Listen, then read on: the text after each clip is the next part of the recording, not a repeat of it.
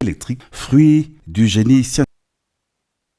Après avoir clôturé la 7e édition d'Expo Béton, le président de la République Félix-Antoine Tshisekedi Tshilombo s'en est allé encourager les jeunes entrepreneurs congolais dans leurs différents stands. Le chef de l'État a visité le stand de la province où on lui a présenté une voiture électrique, fruit du génie scientifique congolais et des échantillons de matières minérales. Il a ensuite visité intense activité du président de la République Félix-Antoine Tshisekedi Tshilombo en cette deuxième journée, ce jeudi 5 octobre de sa visite de travail à Kolwezi au Lualaba. Tout a commencé par l'inauguration officielle du centre des négoces dans la nouvelle cité de Mousompo, une cérémonie couplée au lancement du premier salon minier et la clôture du forum Expo Béton.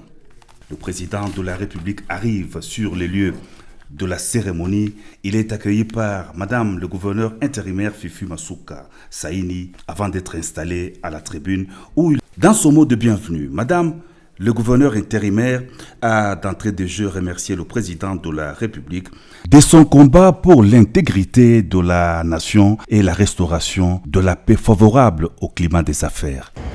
Je rends mes hommages les plus déférents à son Excellence Félix-Antoine Tshisekedi Tshilombo, président de la République et chef de l'État, pour sa détermination à lutter pour le passage d'une exploitation malicieuse vers une exploitation gagnant-gagnant de nos mines. En parlant de ces grands hommes dont la présence rehausse cette manifestation, je voudrais qu'ensemble, nous contemplions sa bravoure dans la lutte pour la paix du pays. Des allocutions de circonstances, il y en a eu plusieurs. Tour à tour, le président de Mining Engineering Service qui a construit le centre des négoces, mesdames les ministres de la formation professionnelle Kipulu, des mines Antoinette Samba ont planché sur l'objectif principal du code minier d'assurer le bénéfice intégral des ressources minières aux Congolais d'abord. Le centre des négoces de Mousompo, marché de l'exploitant artisanal, s'avère une réponse à cette préoccupation vitale pour le peuple congolais. Le directeur général de l'autorité de régulation de la sous-traitance, Miguel Cachal Katem, a salué le projet du centre des négoces visant l'amélioration des conditions de l'exploitant minier artisanal et le dimensionnement de la chaîne d'approvisionnement de la filière du cuivre et du cobalt aux exigences minérales des marchés internationaux, une vision du président de la République qui lutte pour l'émergence de la classe moyenne congolaise et l'indépendance économique du pays.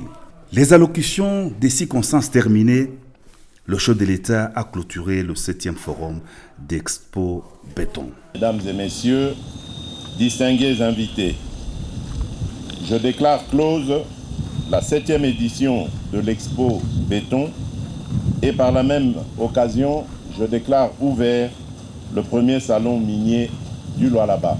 Je vous remercie. Le président de la République a ensuite, notamment le Premier ministre Jean-Michel Samaloukonde et les vice-premiers ministres en charge de l'économie, couper le ruban symbolique pour le lancement du premier salon minier de la RDC.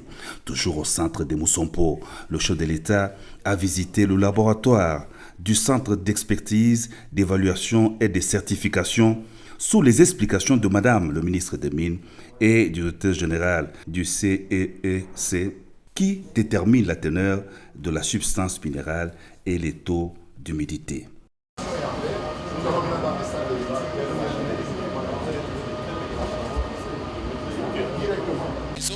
Qu'il entretient et ce sont ses clients aussi, surtout des réseaux domestiques. Donc voilà un peu, mais nous n'allons pas entrer dans l'économie de gestion de ceci, mais le plus important, c'est l'exemple typique du partenariat public-privé, le PPP, pour qu'on arrive à cette œuvre grandiose. Merci beaucoup Giscard Koussema. Merci également aux téléspectateurs. Nous sommes bel et bien ici à Boussanga, une bourgade située, nous l'avions dit, à 110 km de Kolwezi. Regardez cette montagne et cette végétation qui dégage une beauté pittoresque, très chers téléspectateurs. Cette montagne qui surplombe la centrale de Boussanga, les décors est planté, Giscard l'a dit, à ne pas confondre cette usine-là, c'est l'usine des enrobés. C'est à partir de cette usine on fabrique ce que vous appelez communément de goudron, l'asphaltage, et pour essayer de réhabiliter cette route. La route qui part de Kolwezi jusqu'à Boussanga a été asphaltée. Beaucoup de travaux ont été exécutés jusqu'à plus ou moins 85 km asphaltés, une partie de la route asphaltée et l'autre partie qui mène jusqu'à Boussanga et en terre battue, mais très bien réhabilitée. Vous vous posez certainement la question de savoir, mais pourquoi beaucoup d'invités ici à Boussanga portent des fleurs? J.R. Diakani Diakadi, voilà, j'ai écorché ton nom mon cher ami. J.R. Diakadi va certainement nous montrer ces belles images avec le public, mieux les invités, et qui portent des fleurs. Ne vous posez pas de questions, c'est juste une façon pour les Chinois d'accueillir les invités de marque. Et une fois vous accédez sur le site, on vous donne cette partie de la fleur. Ce ne sont pas des fleurs naturelles, ce sont des fleurs artificielles. C'est une façon pour les Chinois d'accueillir en la... Naïssa Engineering, une sous-traitance spécialisée dans l'architecture, l'ingénierie, les travaux publics. Plusieurs petites et moyennes entreprises ont salué la visite des stands par le président de la République, visite qui les réconforte et les encourage à persévérer dans leurs différents métiers. C'est l'imprimerie de Kolwezi. Nous sommes basés ici à Kolwezi. Nous sommes spécialisés en grandes impressions et nous confectionnons aussi des tenues pour les entreprises minières. Nous faisons la broderie, nous faisons tout ce qui est impression sur bâche, casquette et tout ce qui est dans ces salons miniers comme bâche et drapeau. 100% congolais avec 99% de personnel congolais. Nous sommes dans le nettoyage. Le nettoyage, on fait toute forme de surface. Les carreaux, le marbre, le vitre, on nettoie tout. Même si le carreau est vraiment sale, encarcé, on nettoie tout. Et nous sommes dans le jardinage, même dans la prison, c'est nous qui assurons le jardinage, l'assainissement, même aussi la décoration intérieure. On a les massages, on a la manicure, on a la pédicure, on fait tout. Ce stand est conçu uniquement pour accueillir les chefs. Vous allez voir ici, toutes les belles choses que vous voyez ici, c'est les différents cadeaux que nous avons préparés pour accueillir les chefs.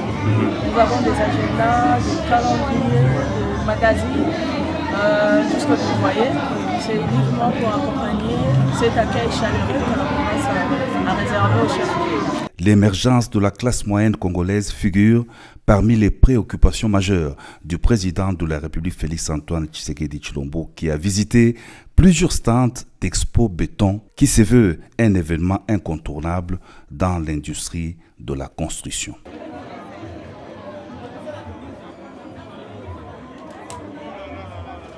Et tout ce qui venait de là sortait d'ici, et donc on peut présumer, étant dans une zone minière, que c'est plein effectivement des matières précieuses, mais le plus important est que entre les creux de ces montagnes, il y a cette centrale hydroélectrique de Boussanga, c'est la troisième en cascade. Cela devrait nous interpeller effectivement lorsqu'on sait que les études ont démontré qu'il est possible dans cet espace d'avoir 4 centrales hydroélectriques. La toute première, c'est celle de Nzilo, d'ancienne technologie qui est opérationnelle jusqu'à aujourd'hui et bien entretenue de 1952. 1954, c'était le tour de Nseke. Là également, cette centrale tient encore et puis il a fallu attendre.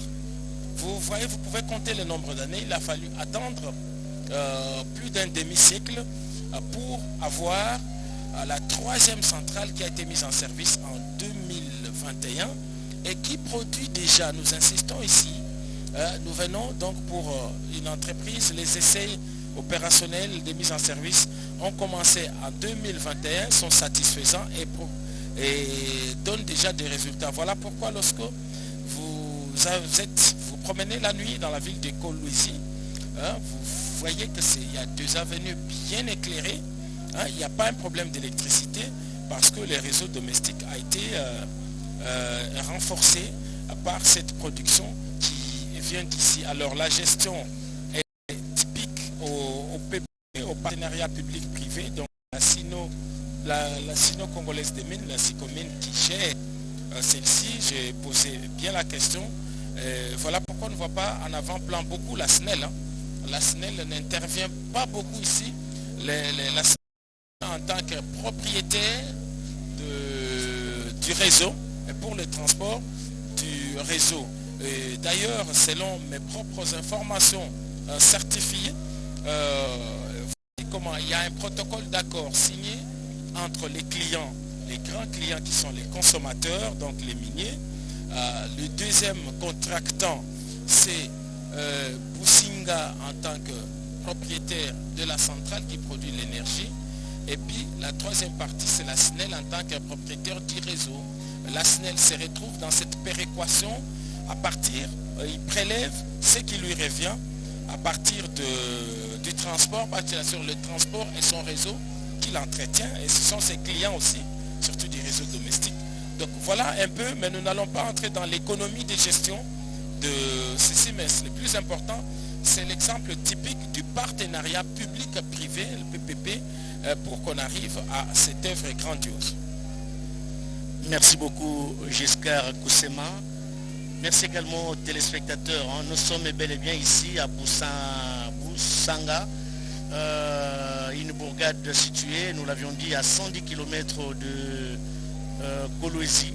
Regardez cette montagne et cette végétation qui dégage une beauté pittoresque, très chers téléspectateurs. Cette montagne qui surplombe la centrale de Boussanga.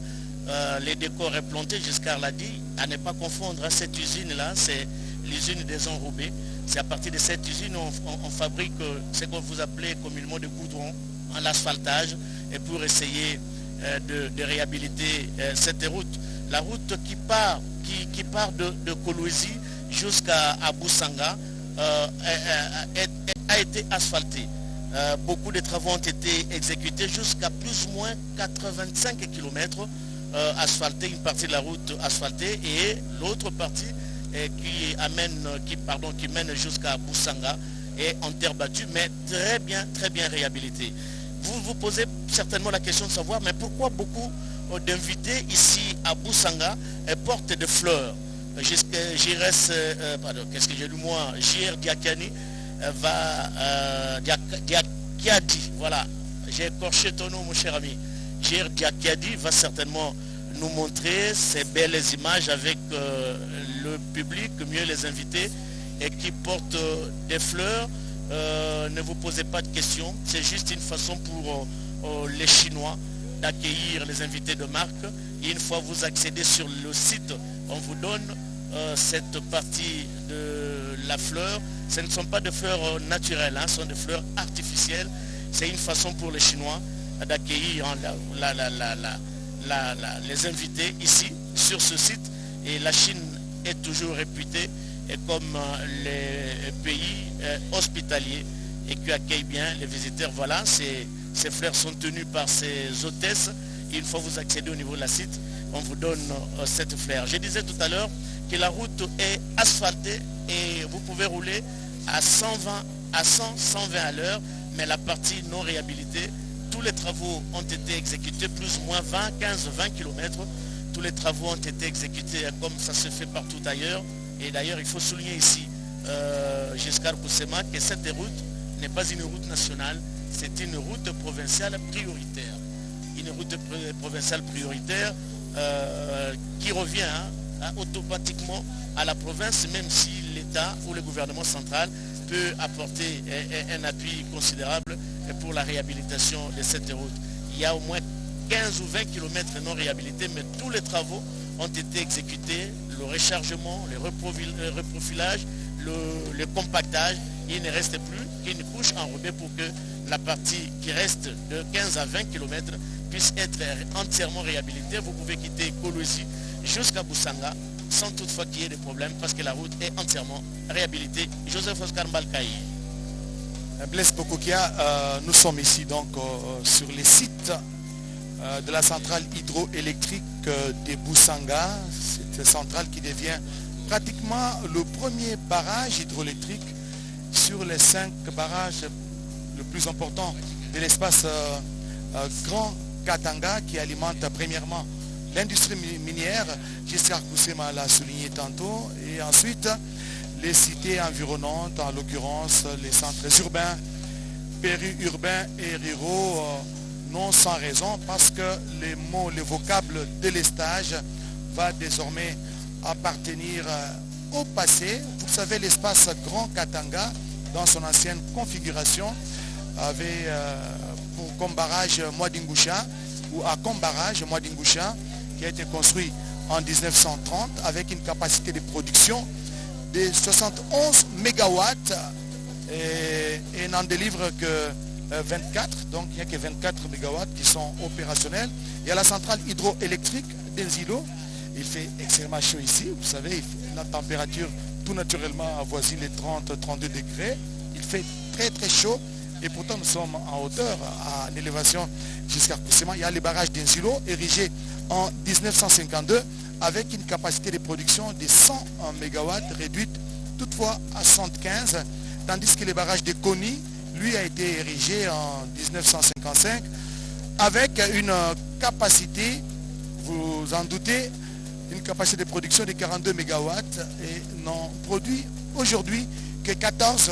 Donc la puissance installée a été sensiblement réduite parce que c'est la vétusté aussi des machines. Il faut le reconnaître, c'est depuis l'indépendance que ces barrages ont été construits. Et enfin les barrages d'Nseke qui avaient été construits en 1957 avec une capacité de production à la fin des travaux de 260 MW et celle-ci également a été réduite à 195 MW jusqu'à. Je me rappelle cet exercice scolaire dans le cours de culture générale où on demandait aux élèves d'associer chaque fois le nom d'un barrage à la rivière. Et aujourd'hui, c'est une joie particulière de les vivre des visu. Aujourd'hui, la centrale hydroélectrique de Boussanga est une de 3 infrastructures en cascade sur le lit de la rivière Lualaba, après Nzilo et Nseke. Mais les études ont démontré qu'il est possible d'ajouter une 3e infrastructure et une 3e centrale. Ce sera la centrale de Nzilo 2 qui se trouvera entre Nseke et Nzilo 1. Mais contrairement à cette infrastructure qui sera inaugurée d'ici quelques instants par le président de la République, il n'y a pas un début des travaux de génie civil, mais ici les travaux de génie civil existaient en tout cas avant 2011 et que l'essentiel des travaux de génie civil étaient déjà exécutés par la partie coloniale. Vous parliez tout à l'heure de cette route qui mène vers cette centrale de Nzilo. On y trouve une faune, Boussanga, merci. On y trouve une faune et une flore exceptionnelles. J'ai vu un paysage qui me rappelle les parcs. Et un autochtone, notre conducteur nous a confirmé qu'effectivement, qu'il y a quelques décennies, il y avait des lions. Il y avait des lions sur cette route. Il y en a qui sont encore, mais grâce à l'activité humaine, ces animaux se sont éloignés. Mais il est toujours demandé à ceux qui empruntent cette voie de faire très attention parce qu'il n'est pas impossible de croiser, surtout aux heures tardives, des lions sur cette savane. Donc c'est là. Mais ici, dans le creux de cette montagne, dans cette forêt montagneuse, il y a des animaux. Lorsque vous entrez dans ce bâtiment que l'on voit sur ces images, vous allez voir quelques photos réalisées par les entrepreneurs chinois. Il y a beaucoup d'animaux qui sont dans leur milieu de vie naturelle, mais qui ont été quelque peu dérangés par les travaux d'Hercule qui ont été effectués dans le cadre de réalisation de cette chimérique. Il y a beaucoup de chimériques. J'ai l'impression que ça c'est vraiment le propre de centrale hydroélectrique. Lorsque vous allez à Inga, vous allez trouver une faune exceptionnelle. Vous avez tous les animaux en tout cas. Vous avez beaucoup d'animaux qui vivent dans leur milieu de vie naturelle. Les chimériques qui est très prisé par les Congolais. Et ici également, il y a des antilopes, il il y en a, et il y a la différence est qu'ici il y a même des lions, parce que donc on peut, parce que c'est encore possible, on peut ériger en tout cas un parc par ici, parce que le paysage il est imprégnable et la végétation est celle justement qui est appropriée au milieu des villes naturelles de Lyon. Nous sommes de retour sous ces soleils des plombs, ici à la centrale hydroélectrique de Boussanga. Le président de la République est déjà aux portes de cette bourgade qui se trouve à une centaine. Il fait excessivement chaud. Nous sentons les effets du réchauffement climatique ici, alors que lorsque vous êtes dans les suds du Katanga, nous avons déjà la température de l'Afrique australe. Mais depuis quelques instants, on est vraiment en pleine sécheresse. Ça, c'est un des effets du changement climatique. Il fait un peu plus chaud qu'avant. Il faut attendre la nuit pour voir la température baisser. Mais en tout cas, en plein jour, il fait excessivement chaud. C'est un paradoxe. Kolwezi, c'est l'une des villes où il fait extrêmement froid. Je me souviens, il y a 10 ans, nous étions à Kolwezi, n'est-ce pas? Il y a 10 ans, et jusqu'à 11h, n'est-ce pas, de l'avant-midi, il faisait pratiquement noir. C'est de brouillard, il faisait extrêmement froid. Et à un moment donné, les gens pour aller Blaise Bokokia, pour prendre, il faut attendre qu'il soit 14h ou 15h. Mais aujourd'hui, c'est le contraire. Je crois que c'est les effets du changement climatique. La première fois que je suis arrivé dans cette ville, c'était en 2003. Comme reporter, effectivement, on nous avait prévenu depuis Kinshasa qu'il fallait se couvrir. Et toutes les fois qu'on venait ces années-là à Lubumbashi, on venait pratiquement en manteau. Mais alors, curieusement, il fait excessivement chaud. Notre dispositif contre le froid devient même suicidaire. C'est vraiment un des effets du changement climatique. Ça se retourne contre nous. J'ai vu que Blaise Bokokia Sanza s'est déshabillé ici, pratiquement parce qu'il avait pris toutes les dispositions, parce qu'on lui a dit qu'il faisait froid. Il s'est habillé légèrement. Voilà, parce qu'il a revu, il a revu sa tenue et l'adapter au climat, parce que c'est quelqu'un qui aime bien, qui aime... Merci beaucoup, très chers téléspectateurs. Autant nous saluons la construction de cette centrale hydroélectrique ici à Boussanga, autant nous saluons également les efforts fournis par les autorités provinciales pour l'éclairage public dans la ville de Kolwezi. J'étais ici il y a 2 ans, on a fait un reportage sur l'éclairage public, mais ce qui se passe, voilà, on ne peut pas s'en passer, cette vue aérienne. Voici la centrale de Boussanga, une vue aérienne.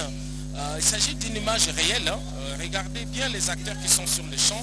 C'est une vue aérienne réalisée grâce au drone de la cellule de communication présidentielle. Nous sommes en train de survoler l'espace. Regardez les infrastructures qui sont à la fois techniques et résidentielles. À gauche de l'écran, vous avez les résidences de tous les personnels techniques qui habitent ici avec leur campement. Il y a les bâtiments administratifs et aussi les infrastructures techniques. C'est un campement qui se trouve à 2 km de la centrale elle-même. Donc c'est l'espace de vie qui est aménagé. Nous revenons à cet espace de vie. Il y a même un terrain de basketball, des infrastructures de sport.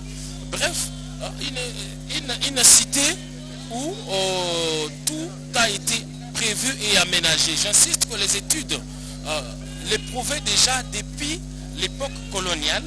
Les études prévoyaient déjà ces campements à cet endroit, parce qu'il s'agit d'un vieux projet et que la sino-congolaise des mines n'a fait que parachever. Donc nous rentrons sur cette vue aérienne. Merci pour ces belles images réalisées par la cellule de communication présidentielle. Un espace de vie bien aménagé. Nous sommes ici à la centrale hydroélectrique de Boussanga, les bureaux administratifs, il y a la résidence de toute l'équipe qui vit ici, mais également à côté il y a le barrage lui-même, un barrage qui a une architecture particulière. Il a une architecture particulière parce que ici, le canal d'Améné a été aménagé sur le creux d'une montagne faite de pierres qui a été pratiquement une montagne ouverte pour laisser passer de l'eau. Et c'est beau à voir. Je crois qu'après cette vue aérienne, nous allons revenir. Alors, nous sommes de retour ici au sol pour voir cette végétation, cette forêt dense, cette forêt naturelle où il y a beaucoup d'animaux sauvages qui vivent ici. Et donc, ça participe aussi à la protection de l'écosystème parce que les études environnementales avaient déjà été menées à l'époque coloniale. Elles ont été actualisées par l'actuelle équipe de la sino-congolaise des mines dont on voit quelques agents qui sont ici et qui ont décidé de vivre ici et qui s'occupent de l'entretien de cette infrastructure. Des agents de sino-mines, psychomines qui vivent ici et il est tout à fait normal parce que l'environnement est vraiment propice pour vivre. Vous aviez remarqué, très chers téléspectateurs, qu'au-delà des constructions, des habitations, il y a également un mur qui est construit ici sur ce site pour sécuriser justement le site, ce qui est une bonne chose. Je disais tout à l'heure qu'il y a 2 ans, nous sommes arrivés ici à Kolwezi et pour la semaine congolaise du tourisme, première semaine du tourisme. La ville n'était pas tellement éclairée, mais aujourd'hui je suis surpris agréablement de voir que la ville de Kolwezi est illuminée. Il y a l'énergie solaire, c'est ce qui justifie, peut-être que vous avez remarqué sur le site ici, et la présence du personnel de Amser. Amser, c'est une entreprise qui est spécialisée en électricité solaire. En électricité solaire, c'est ça. C'est en fait pour l'électrification rurale essentiellement. Donc on leur a donné la charge de pouvoir éclairer nos milieux ruraux, ce qu'on s'appelle Anser, le R de la fin, c'est justement cela. Merci beaucoup Blaise Bokoka. Alors là, les équipes précurseurs le cortège présidentiel vient de faire son entrée ici. On a vu le motard éclaireur. On voit le comité d'accueil qui vient de bouger et derrière ces portails, voilà, on accueille déjà les premières équipes du chef de l'État. Le président de la République a tenu sa promesse. Il a pris la route qui mène vers Boussanga. Il vient de franchir la phase allée de 110 km de route. Tout à l'heure, vous allez le voir, il est en train d'être accueilli par les comités restreints constitués de madame le gouverneur de province, Fifi Masuka Saini. Elle est accompagnée, voilà, madame Fifi Masuka. Le ministre de l'énergie, des ressources hydrauliques, lui également prendra la parole. Il y a l'ambassadeur de Chine qui prendra la parole également. Là, c'est le directeur. Voilà, c'est l'équipe, c'est l'équipe managériale. Madame Fifi Masuka Saini, qui est restée aussi stoïque pendant ces 3 jours. Elle n'a pas fermé l'œil, mais elle est toujours là, toujours en forme. Et c'est pour de bonnes raisons que le chef de l'État l'a cité à 4 reprises. Alors nous allons revenir, en attendant que le chef de l'État n'arrive, nous allons rentrer vers la centrale pour voir les images réelles. Faire la politique, c'est de l'apostolat. Il faut avoir la vocation. Ce n'est pas donné à tout le monde. Vous avez parlé d'être stoïque. Stoïque, c'est quelqu'un qui endure, même les moments difficiles, les moments forts.